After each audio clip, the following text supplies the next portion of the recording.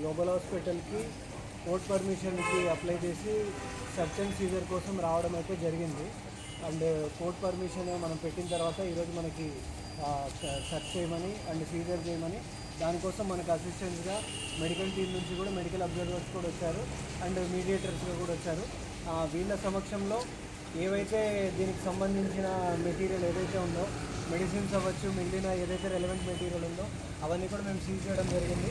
Seize చేసి పంచనామా drop చేసుకొని మేము మళ్ళీ కూడా రేపు కోర్ట్కి సబ్మిట్ చేయడం కూడా జరుగుతుంది. ఇదంతా కూడా మెటీరియల్ సీజ్ చేసింది ఫర్దర్గా ఎఫ్ఎస్ఎల్కి కూడా పంపించేసి మాకు రెలవెంట్ ఎవిడెన్స్ ఏదైతే ఉందో అది కూడా తీసుకొని కేసు దర్యాప్తులో భాగంగా మేము ఇవన్నీ కూడా యూజ్ చేసుకోవడం జరుగుతుంది.